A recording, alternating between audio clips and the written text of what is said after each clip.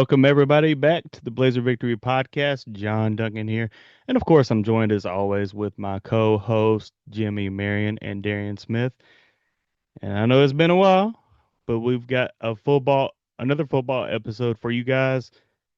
Fall camp has started this week. So we're going to catch you up to speed fall camp, talk a little bit about what happened media days, the American, no longer the AAC, the American, which I like that, by the way. We can talk about it. But yeah, a lot to get into.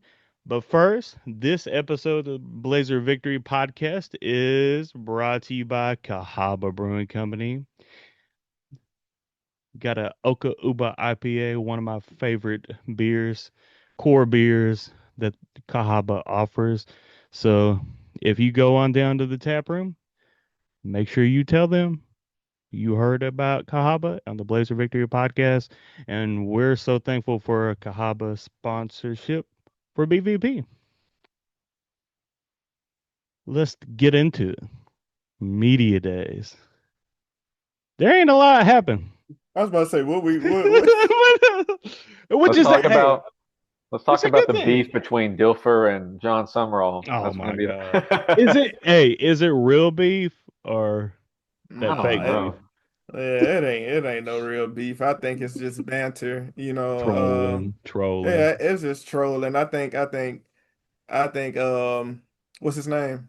I'm John going. John Summerall. Summerall is like he's like the Lane Kiffin the Hmm. of the AC, not Mm. AAC. Hey, see, cut the Yeah. AC on. Got the Because it's ACO, hot, baby. guys. It's hot. Yeah, it is. Hey, So no, so I don't think that's nothing. It's it just don't all banter. it don't matter Okay. with Summerall because after the season he's about to soar into an SEC job. You think Oh so? yeah. Oh yeah. Yeah, he'll be He's in the going SEC a year from people. now. He's going like Big Ten or SEC for sure. Probably what Jimmy said, the SEC.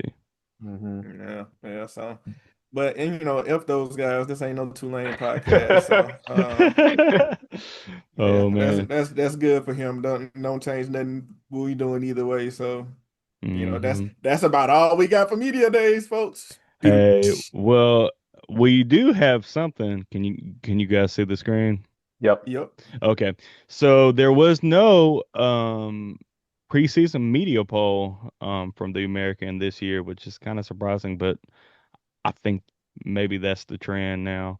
But shout out to the Roost, Matthew Bartlett, who does a great job covering Rice athletics, and we've had him on the Patreon and the free show numerous times. Great guy, but he sent the media poll to a bunch of guys covering the American teams.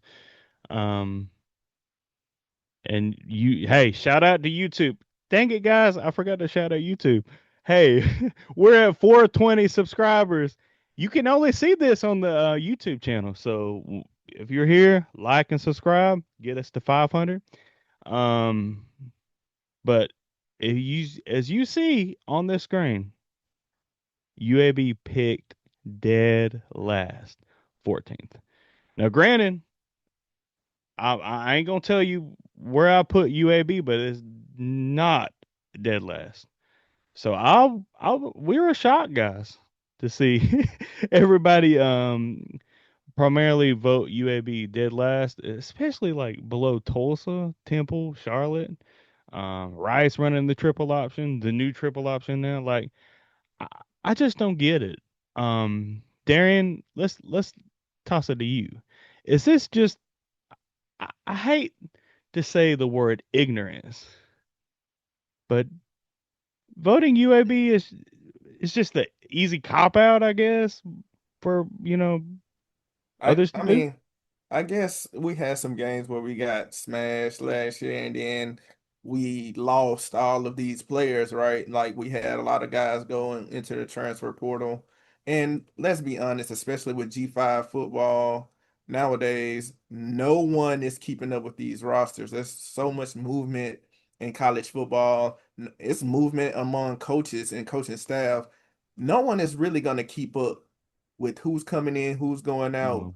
who plays. So you're gonna look at a paper, you're gonna say this team lost last year, they lost coaches and they lost players, they're gonna be the last team in the league. That's the only thing that I can think of, honestly. I mean, I don't know what Tulsa or Temple. Come on, at least give me those two. Like, I don't know what they have done to be ahead of us in this poll, but I'm glad. I'm glad that people feel this way, honestly, because Mhm. it gives us I mean, it's just way more of a chip on the shoulder. Yeah. And I feel like a lot of people will be coming into games like, okay, this might be a guaranteed win. I'm just like, dude, okay, like, I ain't gonna even hate on no team here. I ain't finna say nothing about No. no other team, but I I welcome this. I don't like having all the expectations and being a letdown. This sets us up in position to be a surprise, to be a fun team. And we know about the rosters. I'm low key excited. Like, I don't give a damn what this poll says. I'm pretty excited about what this roster can do, the potential it has. Right. And I liked what you said, Darren. Keeping up with the rosters is really hard. And Mr. Marion shared a couple weeks ago Phil Steele. Who did Phil Steele have as the starting center? Brady Wilson, who left prior to spring ball. Where you been, bro? Hey, where you been? You talking to the And coaches? it was some more players on that field still, like when they was like, I don't know if there was field still, but the projected depth chart I remember you had shared with us, it was even more than like Brady Wilson. I was just like, Hmm. yeah, nobody really knows what's going on here. I look at this media poll and I think that what the bottom reflects is Florida Atlantic, Rise, Charlotte, Temple, Tulsa, UAB. I think it's pretty much just like a snow globe and it's just shake it up. Like those are the teams in the bottom tier, if you will. And I think from like a media poll perspective, the only thing I can envision is that, they're looking at the other teams in that bottom tier and all of which made coaching changes. So they're looking at what could be the optimism around, well, it's got to be better than the coach in which they just fired. They're on the up. They've got, what's his name, Zach Kitley or Zach, whatever the guy's name is, FAU. They're getting a lot of praise. The offensive minded guy, and he brought a good quarterback with him. And so there's all this thought process here. You've got a program like Temple that's been in the basement, but they hired a winner, from Sam Houston, and Tulsa hired a up and coming coach, and Charlotte took someone from the MAC that I think I was listening to something the other day. They won like that coach won like 9 games at his. He went like 3 games, 9 games, and like 10 or 11 wins in the MAC, and Hmm. so he was very successful. So I think it's really the media looking at these bottom tier teams, and all of which made a coaching change besides UAB, and them saying, well, we've seen what Trent Dilfer can do at UAB, slot them at the bottom. We haven't seen what these other coaches have been able to do here, but we've seen what they've been able to do elsewhere, and so we're going to put them a slot ahead. So, to me, I think my personal opinion, Tulane, Navy, Memphis, UTSA, South Florida, and Army are pretty much all up there at the top contending. You could put Army maybe a peg below because they lost their quarterback, right? And I think East Carolina and North Texas, are maybe a little bit of a step ahead. Like they've established themselves a little bit. East Carolina with an interim coach this past season. I think they won a bowl game at the end of the year. And North Texas has been okay, not horrible, not awful, been okay. And so, anyways, I think it's just ultimately like them just looking at the teams that made a coaching change, the one that did not, and just put the one that did not at the bottom. Yeah, I Yeah, I agree, mean, Jimmy. I think they can probably sell. You can always sell me on Tulane, Navy, Memphis, and Army. Like, even UTSA to a certain degree, I'm kind of like, because they're entering uncharted territories roster wise. And so I'm just kind of like, I'm still like in show me kind of with them. There's nothing that South Florida gonna have to show me. This has been 2 years in a row. People been hyping up South Florida this and the South Florida that. South Florida ain't showing me nothing for real. So I just don't buy it. A lot of people, yeah, okay, they got NIL, but you still have to make that work for you in a certain way. And East Carolina, okay, like I don't. I know you was laying out the reasons, but still, it's been 2 years since we've been in this league, and I mean, North Texas, like, oh, okay, like I don't. there's, like I'm trying to see what Mm, makes them. But you also said, well, you were saying with those bottom teams that it's like a snow globe and you kind of shake them up, and I do agree with that. But I mean, I would throw South Florida and I would throw East Carolina and North Texas in that snow globe too. So to me, in my eyes, I know Army lost their quarterback, so it's still kind of wait and see. But to me, it's Tulane, Navy, Memphis, and Army. And mm, I think those teams have been consistent in what they can do, and they've shown that. Nobody else on this list has shown anything. So again, it's all a crapshoot. This all of this player movement, coach movement. How do we know what a coach is supposed to be? You can win all you want to in a different league, but with all of this movement, I don't know the barometer on what to tell what's a good coach in this atmosphere that we're in, because I don't think nobody has had enough time to really prove it, if that makes sense. This is a whole new world of college football, and it's hard to make predictions, man. I just can't see it. yeah, great point. I mean, guys, let's just look a few years ago. Tulane was the worst team in the American. Next year, I mean, won the championship, get a New Year's Day bowl, New Year's Six. I mean, anything can happen. So that's why today we're here to tell you that this year we might go to a bowl game. Let's go. Um, uh, guys, real quickly, do y'all like the change for the American instead of the AAC American Athletic Conference? Or no opinion? Yeah, I mean, it's cool. Yeah, I do. I just think it sometimes got looped into like the ACC, AAC. Like it was just that Good a point. little confusing there, and it didn't really roll off the tongue as well as you would like for it to be. So now just being the American, I'm probably not going to say the AC very much, but just being the American conference just makes sense. It more so, I guess, signifies, the fact that Navy and Army are in there. Like it just makes sense to me. So I like the American. I agree, Yeah. and it's gonna help like Google searches too. You put in the AAC immediately. AACC, no, Hmm. AAC. Yeah, so I agree. I like it. Do you like Yeah. Soar, the mascot? Oh, hey, we need to pull that up. Hold on. That was the stupidest. No, this not stupid, but the hype it up that the conference like set your notifications on for July 21st or whatever day it was. Um, Important announcement. A freaking mascot. Man, If they just like, would have Yeah. brought him out like at a random game or something, or like, yes. I mean, that would have been fine. I think kids will like it. I mean, Sword, I mean, kids love mascots, so I don't have a big deal about it. But I was listening to a podcast the other day, and they were saying like, how much do you think that the Americans spent like on just the concept of like Sword? And it's like if, like let's say $50,000 on like how to Hmm. build this mascot and like all this stuff, and it's like, what are we doing here? But I overall don't mind it. It is what it is. I think kids will like it, so. I think it would have been cool to like have like a whole aesthetic to go along with it. You could have had like the 80s music, like put a bandana around it, like not, Yeah. the 80s music, like rockets going Top Gun, clips and all, just make Yeah. a whole Back to the Future type of aesthetic thing going on, to like this is the American, they could have did Rocky. You could have did a whole bunch of stuff. This is kind of a cool little video to kind of make it funny and make a brand of it. That's what I would have done.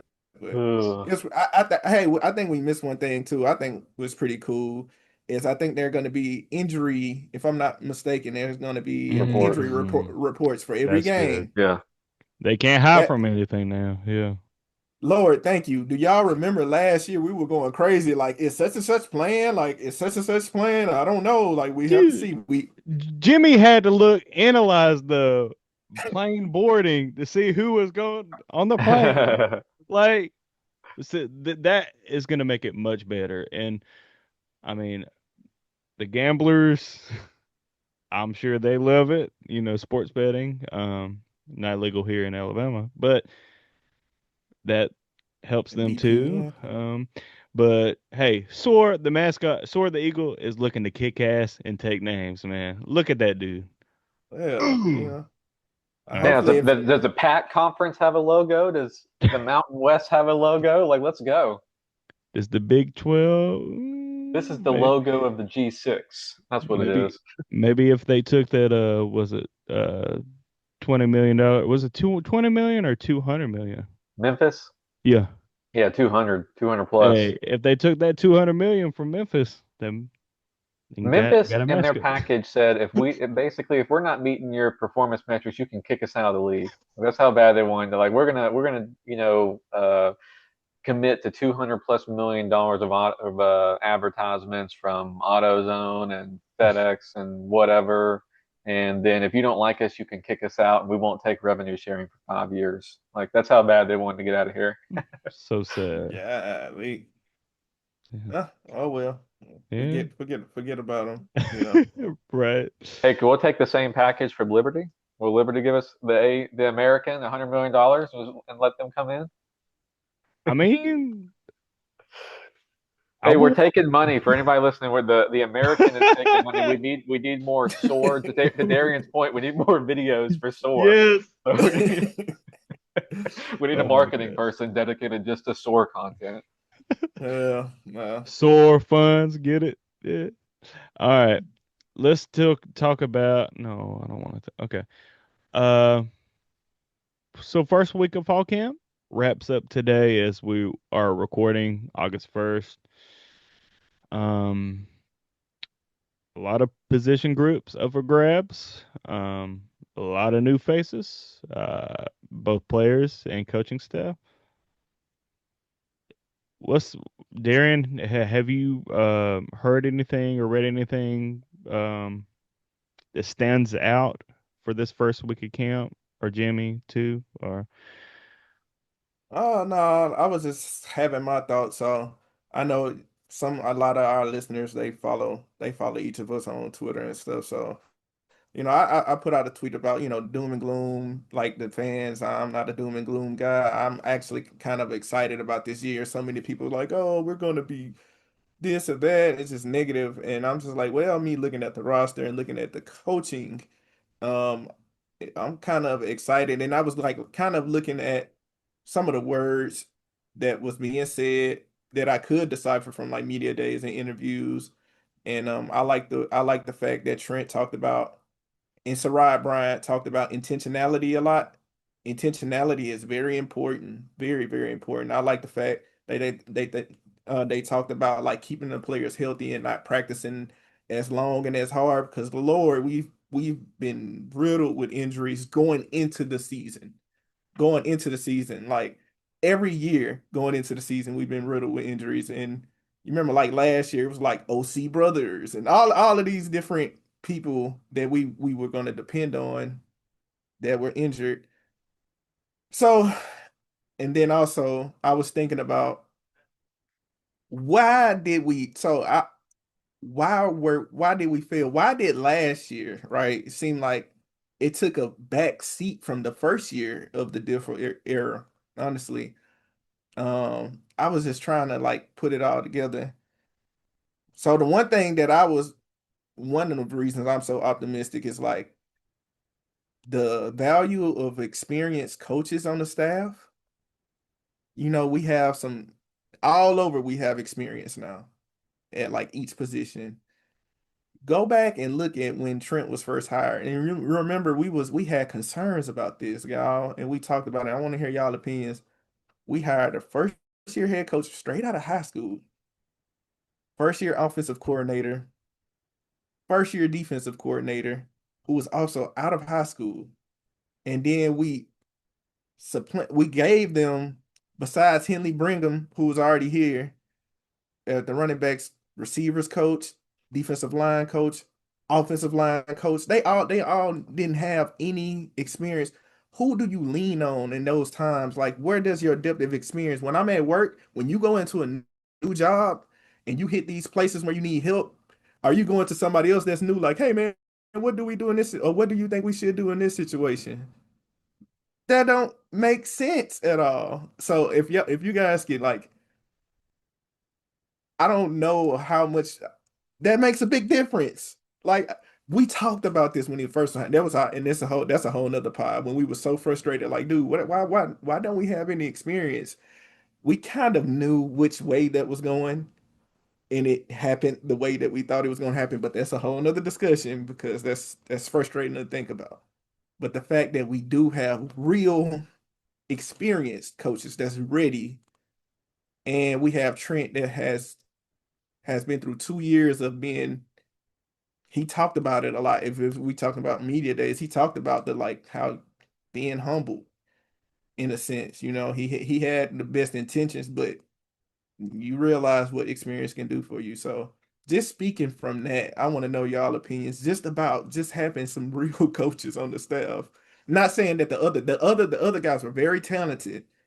I just think that if you are new and you look to your right and there's somebody else that's new, and you look to your left and somebody else that's new, who do you lean on in game, setting up practices, like all talking and communicating with players?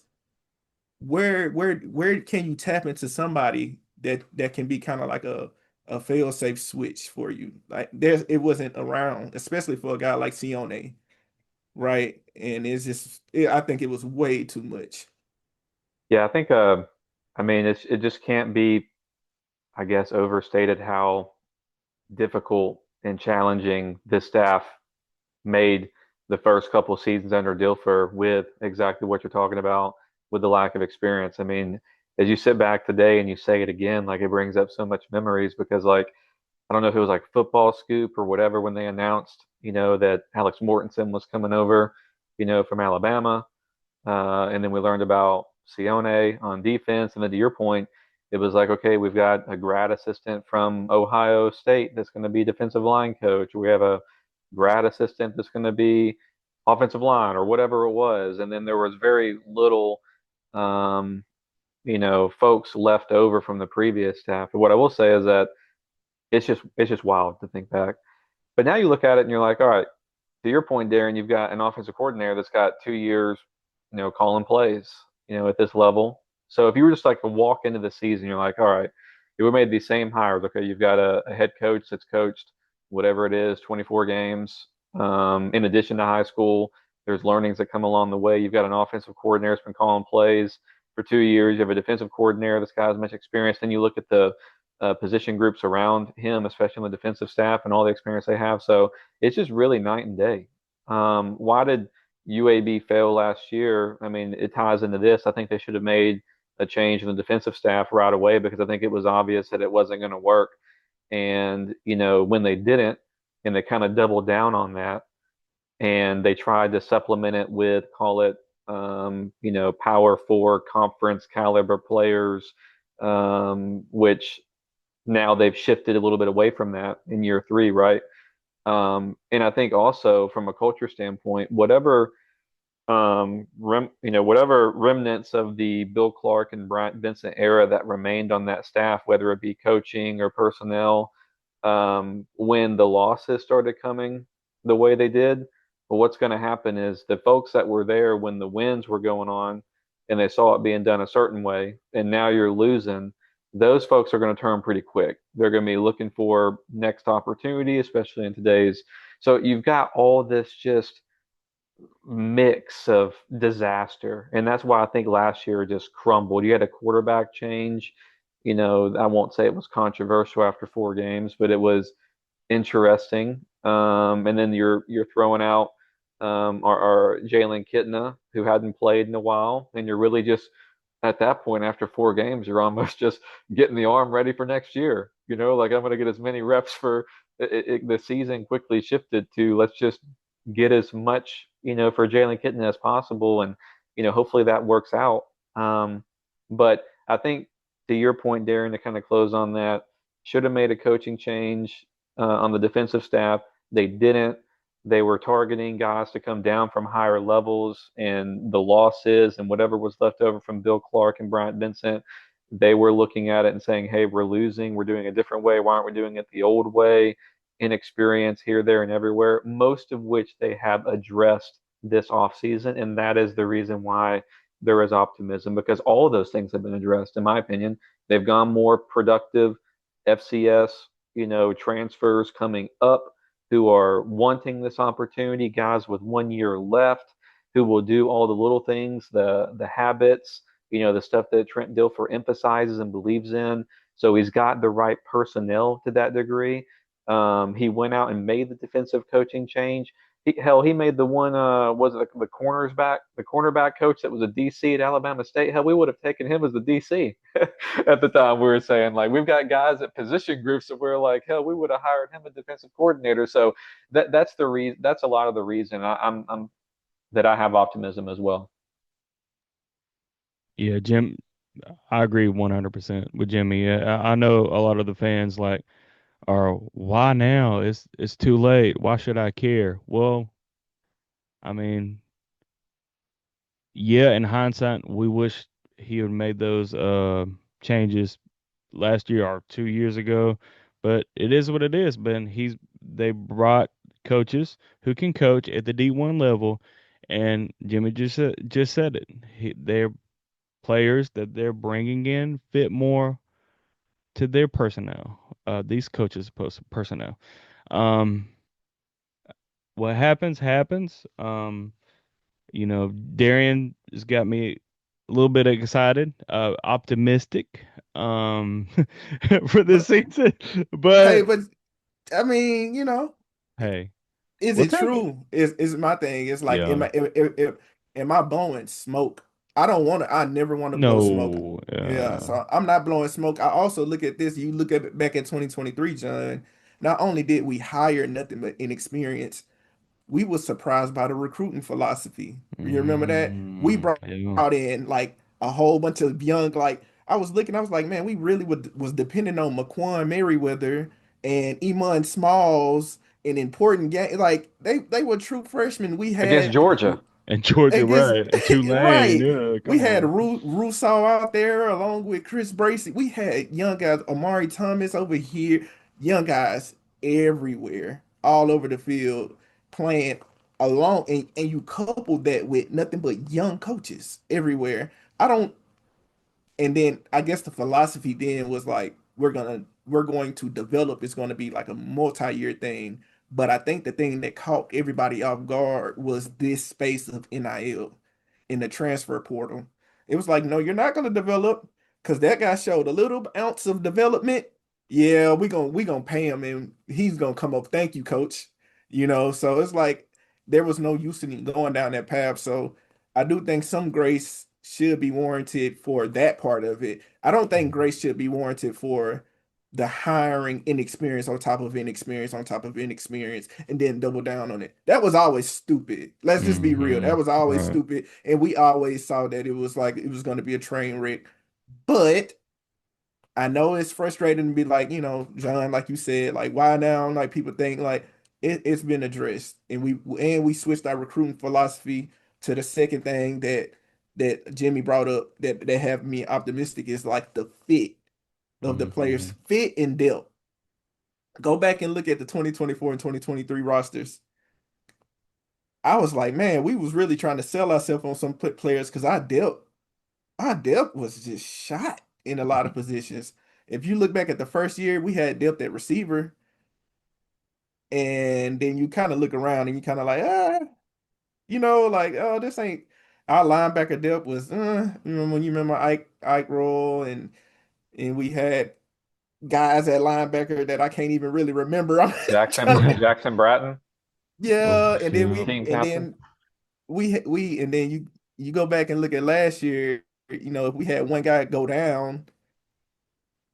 It was Rouse time. It was like Jason Rouse, OC Brothers was hurt half of the time. All that to say is, oh, how about the first year when, we had to throw A Train in and against Hmm. UTSA? We didn't have depth. When I look at this team and on paper, what I'm seeing, so we go offensive line. I I'm glad you go was there. 'Cause that's what I was going to Mhm. ask you, Darren. Like, how much is this optimism? How much is like all this just, it doesn't matter if the offensive line can't gel? Like, from our former offensive lineman, I mean, I think that's the biggest question we can talk about, what Mhm. the offensive line is shaping into here early in fall camp. But like all this optimism, how much does it not matter if that offensive line can't gel during fall camp and get it going this season?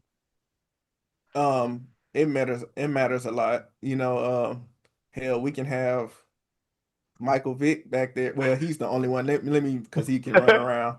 Yeah, we can have Peyton Manning back there, and if we can't, I mean, block for 2 seconds, it's over with.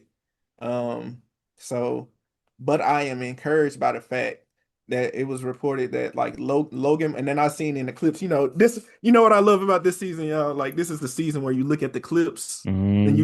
you trying to see who's out. Like UAB football put out the clips, and I'm like pausing, like who Yeah, number is that? yeah, That's 20. yeah, Hey, I've been hey, doing so bro, much. we gotta look at. We have to look up the clips this yeah. year. Yeah. Yeah, like literally, like we have to.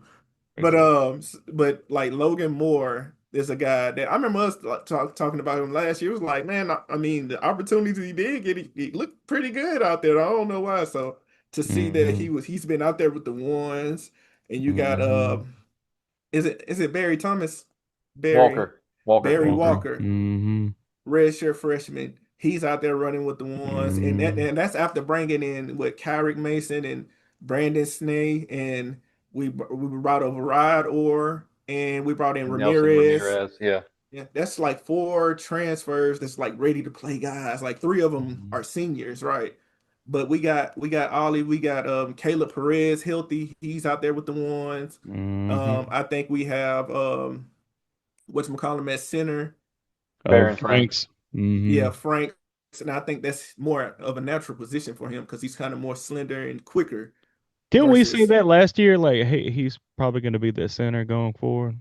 yeah, because we tried to have him at tackle out there on the island. I think he was just getting overpowered, like, and but Hmm. he's gotten bigger, and plus I think at center he'll just be better there. And so we have more depth than, I mean, I don't remember us having depth like that at offense if it gels together. It doesn't Hmm. matter if they're kind of like not good. I've talked myself in the. I've thought about the offensive line way too much. But like when you kind of go player by player and you're trying to say, okay, well, we don't know if the chemistry is going to be there. We don't know if they're going to gel, right? But Caleb Perez again was a highly ranked recruit, played at Duke. This isn't. He just dealt with injuries his whole career, Hmm. and he came in a few times last year. He was, I think, injured when he got here and was trying to get up to speed or whatever. And now, from what we understand, he's healthy to Darian's point. That's a great get for this UAB football team. Like that's someone that has played in a bigger league and was it's not like a highly ranked recruit that didn't play and you don't know what you're going to get. Like he started some at Duke. So you've got him and Baron Franks. He's someone that was at Norfolk State. I know at least 2 seasons and started a lot of games at Norfolk State. And I remember when we recruited him, he was like a team captain for Norfolk State. And you mentioned Michael Vick. I think he's the coach there now. Yeah, Oh, he But that's is. Yeah, right. yeah, yeah, he but is. but he's someone that was like a veteran at that school on that line and came here, went up, and then to Darian's point was kind of like playing out of position maybe at this, for this conference or whatever, but it's kind of solidified himself there. So again, he's someone that's played. He didn't play a lot last year, but he's played. And Barry Walker, it's like, could this be Delano Townsend part two? Remember Delano Hmm. Townsend came in as a redshirt freshman and he worked his butt off in the offseason, got reps probably over the summer and spring, and then really proved himself over the course of the year. You think about the upside, he was like the highest ranked recruit that UAB had ever. You remember that whole article that came out? Like the highest ranked recruit like ever. Dude's Hmm. huge. He's like, what is he, like 6'5", He, 330? he's a Yeah, big he's a He's guy. a big dude. big. Yeah. Yeah, I mean, he's got the size and he's got the talent, and like he's thrown in there during the spring and got so many reps. And then you Jadarius had Morgan. he's the key. He's the veteran here who's been the SEC, the Alabama native. Like you don't have to talk yourself into that. And then to Darian's point, you mentioned some of these other guys. Snee, he was a multi-year starter at a smaller school. I don't have it in front of me, but he transferred to Kansas State, had a bunch of offers, and he just got what we assume lost in the rotation there, which is understandable. It's a big school and likely wanted to go somewhere that he was more so in competition to start. But again, he's someone that's played a lot. started a lot, even though it's a smaller, that whole production, smaller school, bring him up. Imagine if UAB would have gotten him in December when he had all those power conference offers and chose UAB over Kansas State. We'd be sitting here right now and being like, man, and if he went through all the spring practice, he probably would have started off fall camp, at the left tackle position, but he's working his Hmm. way into it. Kyrick Mason's been at Georgia State and at I think Toledo, I forgot where he was, a MAC school or somewhere. He went two different stops. But these are guys that have played. So, and you throw in, you mentioned Darren Logan Moore, who's a starter now in fall camp, and A Train. Those are guys that have been thrown into opportunities and had to start, and maybe they will start, maybe they, but there's a lot there. And so you've got a offensive line coach who has been in that position now for a while, Matt McCants. Mhm. And so can they come together? We don't know. And I hope if anyone listens to this and they're getting some vibes from fall camp and they want to share that with us, some positive vibes, tell Hmm. us. But yeah, all this other stuff, like it's so funny. I think we're going to be pretty good at quarterback. I'm not worried about the running back room. I think we have enough at wide receiver. We need someone to step up, likely a Corey Milliner to be the one. And, but overall, we have a lot of different pieces there from veterans to young guys that we have reason to be excited about. Tied in, I think we've got a room that probably, I don't know how involved they'll be in the passing game, but we brought in a good guy from JUCO that, hopefully he's going to be able to block and provide a presence there. So I look around the offense and I'm like, I'm fine. In defense, the funniest thing is like I feel pretty good about the defense. Right, Like honestly, right. like the secondary is stacked. Like the defensive line has guys that can get to the quarterback. Like we're big in the interior. Like we're old and we're big. Like we have a presence there. At linebacker, we've got speed and we've got production. Like we've got all this and we have a good coaching staff. So how weird is it to say that? So do Hmm. you see? So Yes. John, our cornerbacks last Hmm. year, we had Kelvin Hill, right? And Yep. Hmm. who was the other corner we had? We had the more of a veteran. Was it I don't Oh want my to. gosh, the guy that transferred then came back or hit the portal, but he Was came Kobe back. Dempsey? Cody Yes. Dempsey, Yeah. yeah, correct. Hmm. Okay, outside of them two, at corner, at just corner, we had Tyreek Watson, who came on later in the year. You Yeah. can tell it took a while for him to get on, so Hmm. he returns. Okay, but so we had two corners that we. That's my It's point. in. Yeah. It's like like if you sit there and you think about it, you like now I felt we were good at safety. We were good at safety. I loved our safety room last year. But at corner, we had two corners.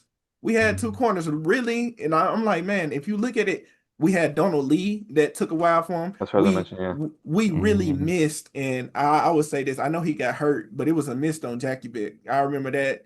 Like, Yeah. and he got hurt, and what my point is, like, we had no depth, and the guys were also injured, and it just That you was kind legit of it. look. I'm looking at it. You're right. I mean, that was like legit it, like a Yep. corner. That's We now got if you guys coming in from Alabama. Was it A&M or State? State. Hmm. Yeah, who was a freak as a freshman, like doing great stuff, productive, and he's coming in and like, where does he even slot in? Is he a two? Like, where is he? Is he going to start? Delvin Gully, I think is his I'm name. sorry, A&M. You're right. You're right. A&M. So I Hmm. mean, you're bringing someone like him up, and you hope that he can have somewhat of the success of somebody like an Adrian Maddox that came up from the same level and did ooh, well. But that's yeah, you're tough. right. I just looked at it there. I was like, are we forgetting anybody? We're really not because we had No. injuries and it just didn't I pan out. I was thinking about it, and I had to go back and tell. And I told you, I was like, man, I was looking at some stuff earlier, and then if you look back at it, you like, dude, Man. Yeah. yeah, you're like, but now we're hearing stuff like it look like Jalen Ferguson. Like we have another guy Hmm. it look like he's gonna be the guy, he switched the number from 35 to 3 that let you know. Low number. Yeah, that's He right. got Hmm. he got the low number. So I'm like looking at our corners. I'm like, man, we actually got some. Then I'm looking at the safeties. We already brought back Sarai Bryant and we brought back AJ Brown. But then you got the Pierre Roysters. I saw Sarai Bryant mention him like, hey, he's been a guy that's been Hmm. impressive, right? But then you got the Josh Bakas. Oh, we got Jalen Cheek and we have Perry Fisher and we all of these guys that we recruited. All of a sudden, I'm just like, we got a deep. Are we deep? We go then, like we mentioned linebacker. We got Eli Ennis was an FCS All-American, right? We got him. Um, what's his name? Number zero, Devin Hightower. Yeah. He was very Hmm. productive at his last stop. And we have Eddie Tusom, who we fought over. That was our Hmm. guy. He looks like he appears to be ready, right? I'm wondering about this Gage Missick kid from Troy. And when I look, if you look at the clips and if you look at photos, he's a linebacker that we got from Troy. He looked like a specimen. I don't know if he can play or not. He looked like a Yeah. specimen. But the linebacker I might be the most excited about is Tyler McNichols. I liked how he Hmm. played last year. So we got another year of him. I'm expecting, I'm sitting here like, man, we got some depth. I do wish we probably had one or two more linebackers just in case of injury. But then if you go to D line, we can talk about D line all day. Like We're talking about I pitcher. We Calvin Pitcher. I forgot Hmm. about Pitcher. I think Yeah. he's going to be a Yes. big. I think he's going to start. I think he's going to be a He, big reason with his Hmm. versatility, and I think he fits what Steve Russ wants to do to a T. Right. So I'm when we sit here and we talk about the roster, forget what forget what people in other podcasts they ain't gonna cover UAB. They ain't gonna care about what we had or didn't have. to your point, Right. Darren, I've listened. I've listened to these podcasts, these American preview shows. They get to like these bottom tier teams, and they don't know anybody all they know is Jalen Kitna. That's essentially it. Hmm. Like they don't name any players. I listen to them talk about even like the Tulsas and the right. Oh, they picked up an FCS transfer wide receiver, 650 yards and 4 touchdowns. We love FCS receivers. And they talk about UAB, who picked up several, receivers and didn't name any of them. People are Hmm. literally, they don't even, they're at the point where they don't do any research. They don't have any Hmm. care. All they do is look at, oh, they hired Trent Dilfer. I took a clip. I didn't send it to y'all last night, but I listened to a podcast yesterday about the American conference. And they were talking about just as a whole, the whole stuff we were talking about, media stuff and Soar the Eagle and all this crap and conference realignment. And one of the guys on there had said, he was joking. He was like, I was talking to a casual the other day, and I was like, what if this SOB wins 8 games at UAB next year? Talking about Trent Dilfer. And they're all laughing and whatever. And he was like, I was almost afraid to bring it up, because he said that would be the biggest shock in all of college football. And I'm like thinking to myself, like, what you're saying, like, so if Rice makes the college football playoff, you'd be, less surprised than if UAB won 8 games next Wow. year.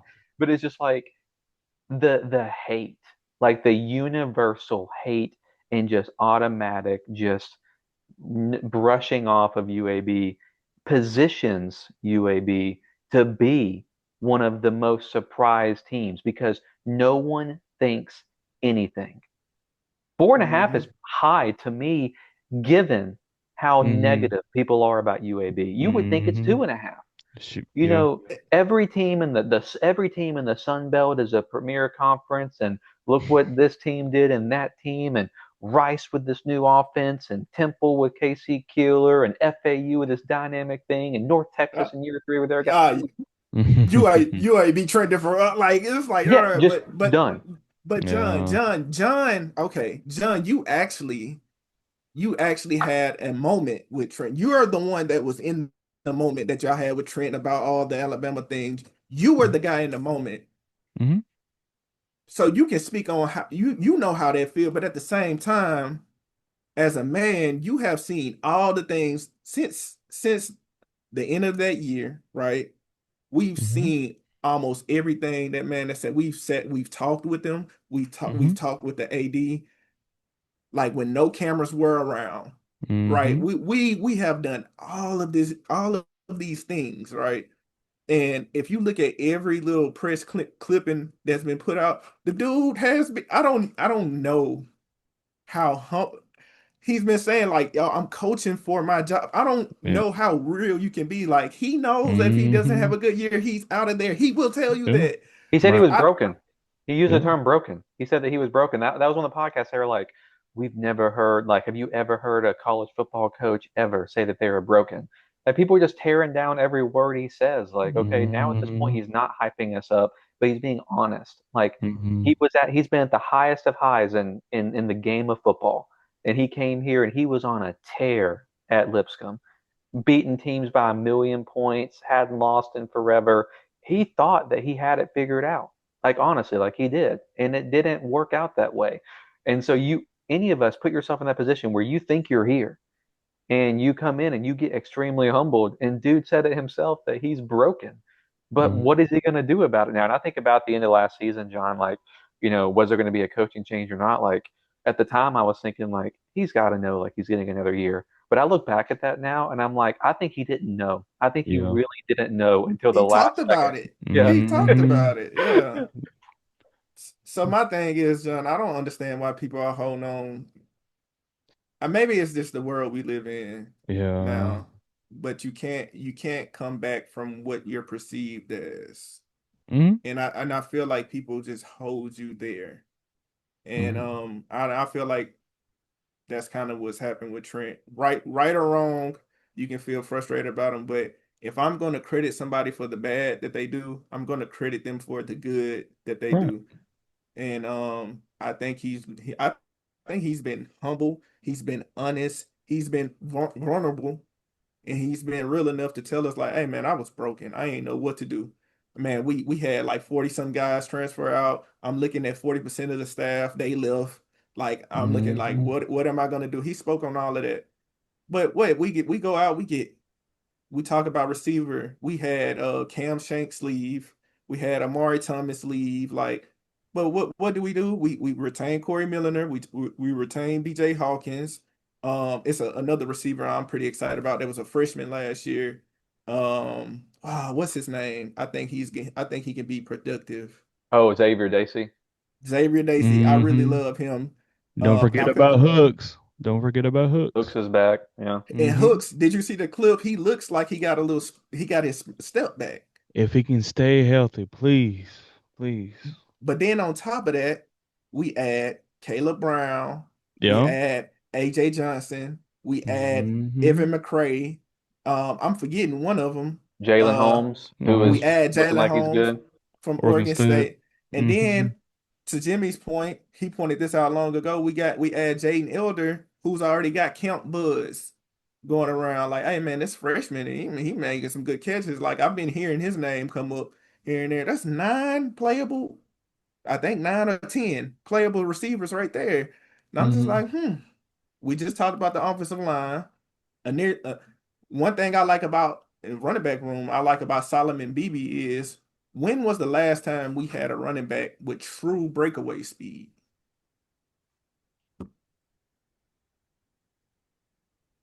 So we can think about what's his name. I love him. I can't with Skull. We can, but Skull, Skull, yeah. but Skull didn't have.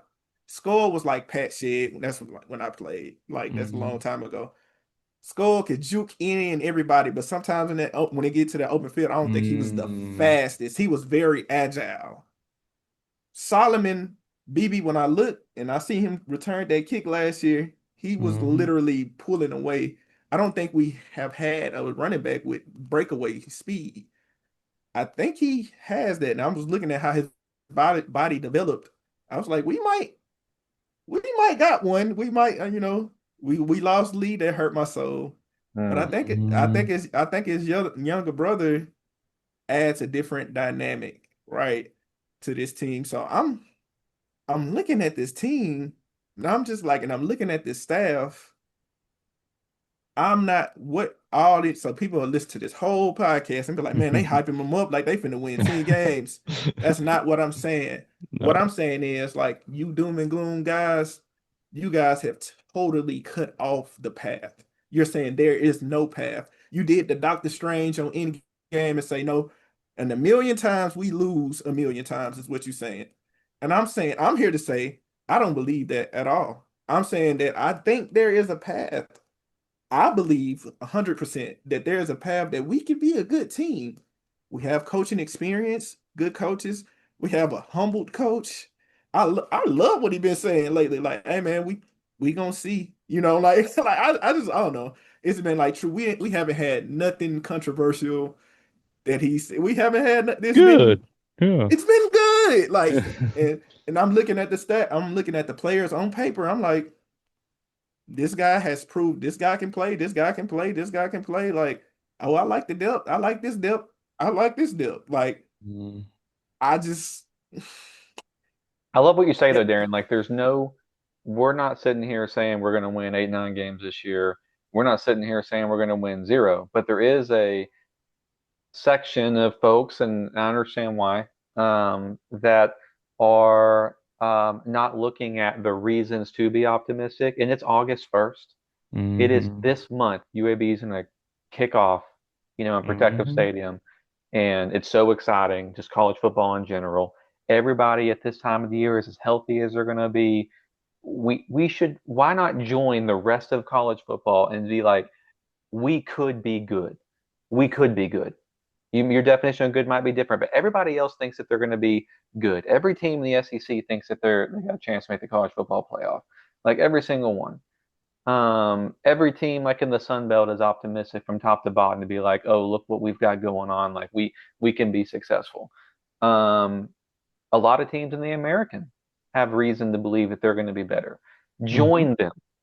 If you're gonna be optimistic, we might not have it. If we lose to Akron, I don't know how much optimism we're gonna be able to share. Okay, this is it. We play Yeah. week one. We better win that game, and we enjoy it. And then we face arguably the favorite to win this whole league on the Mhm, road in mhm, week two. We need to compete. When we come home against Akron, we should be favored to win, and we should win that game at Protective Stadium. So we are more likely to start the season 2-1 after 3 games than not. We'd all take that right now. Oh yeah, in a yes. So heartbeat. 3 weeks into the season, we could be 2-1, and yes, I think we have a matchup against Tennessee, whatever. Mhm, Okay, and then we come home and against Army, and we could be 2-2, and that's a big opportunity. They'll bring a nice fan base at 2-2 if UAB is competitive through those first several weeks of the season. Hopefully, it's a decent crowd, a good day of protective. And what if UAB wins that game and starts off 3-2, and then you through yeah. five, you've got three, you've got 7 games left. All you need is three more to make a bowl. It is in the back end of the schedule. We know what that looks like. All of that is on the table. So if all of that is on the table and we can agree that a bowl game is a success, we can paint the picture for you. Now we may lose to Akron, and then we may not be able to paint a picture to you anymore. But right now, just buy into it, and then we'll be here. If we get let down, we will be the first Mhm. ones to log on We at will whatever be. time it. Yeah, we will be here.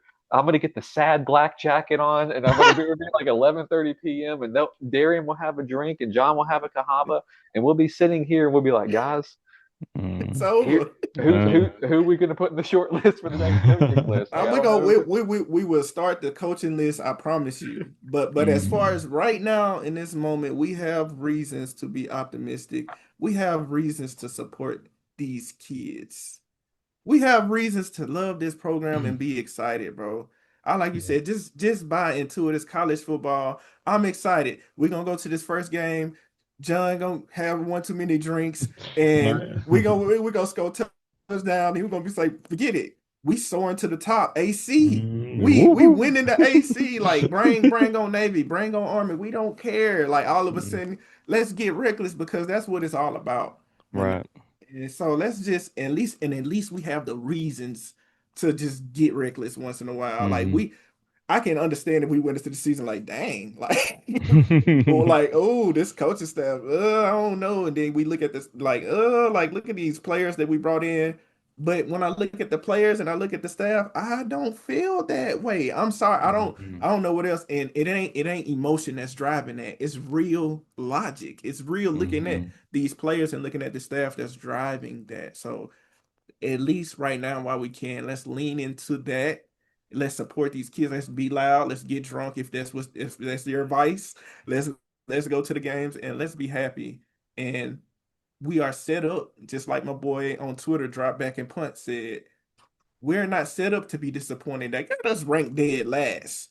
We are not set up to be disappointed, but you should be excited with the possibility that you can be thrilled and surprised. Like you should be excited that we do have a chance to beat Navy. We do have a chance. Are we going to be favorited? I wouldn't favorite us. No, but we have a chance, and that's all I want. That's all I want. So, all right, I'm gonna come off my little soapbox. You know what I'm saying? I know I've been Man, going. I'm getting all hot. I'm getting reckless. If we get, 6 or 7 wins, I don't care. Bring all the grandkids up to the podium. Compare us to Alabama and Auburn. Like, let's go to a Louisville volleyball game together. We'll do Hey, all of it. Like, give me 6 or 7 wins, and we don't care. John, read Right. that out for him for the audio people, man. yeah. So this is the tweet from drop back and punt. Personally, I just have no expectations, and that's fine. Based on past results, I don't expect much difference while acknowledging there is reason for some optimism. I am set up to not be disappointed, but ready to be thrilled with winning. That's a perfect tweet. Yeah, You that's know? that's that's cinema. That's poetry. I love Mm. that. I love that. And hey, BVP will be here regardless, win or lose. But I just want to say this really quick. I do think Trent Dilfer is doing the right thing, bringing in the right coaching staff, bringing in the right players, saying the right things.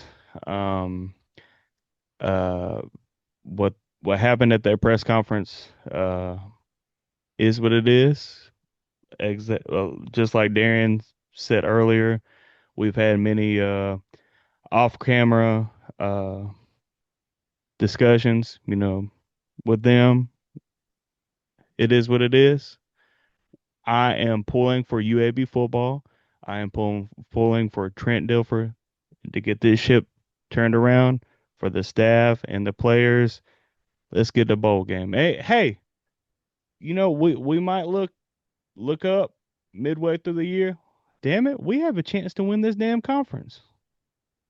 Hey, I But mean, but but no, John, you're supposed to hate him. You're supposed to hate him and hold on to that, John. What are you? Are you being oh, optimistic? hey, what the girl lady from Frozen said, let it go. Hey, let it go, bro. Hey, let it go. Hey, I he's not apologizing. Hey, I mean, hey, it's the man was in a dark period. He just got his ass whooped by a couple teams.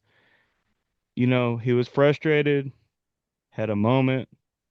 I talked to him directly after the press conference. Now, hey, I'm never going to be in a press conference again. So, forget that. But I am pulling for Trent Dilfer and this UAB football program. We should support this program. Um, I will be at hopefully the first game in a couple weeks against Thursday night against Alabama State.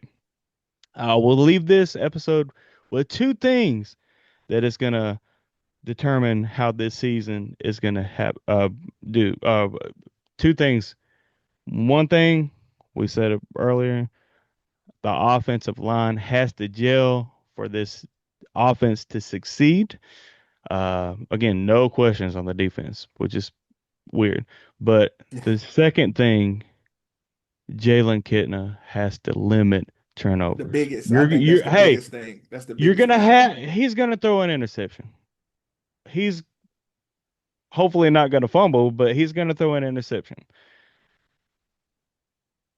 Next possession, man. Don't just tuck that ball, make right decisions, trust that offensive line. But if those two things happen, limit interception, limit turnovers, Jalen Kenna, two offensive line can be average, slightly above average. This will be a successful season for UAB football. Nah, I truly believe that. I think our defense can be special too. I think they Yeah. can be They special. can be. Yeah. Hey, we talk all this. We got to see it. Yeah. Their first game. Hey, we're gonna see it. If we kill Alabama State and look good at doing it, okay, let's go. But if we squeak by, which some publication in Montgomery is gonna be predicts it's gonna be a tight game. Yeah. If that happens, or God forbid we lose, we're gonna be having that podcast before the Akron game. Yeah. But hey, let's win, Ooh. be competitive against Navy, and let's see what happens. And So. I'm all for that. All right, Mr. Marion, send us out until next time. Hey, speak it into existence on August 1st. UAB is going to win a road game. UAB is going to beat a service academy. UAB is going to a bowl game. Let's go. Y'all Let's believe, go. we believe we're going to be here every step of the way. Go Blazers. Have a good week, everybody.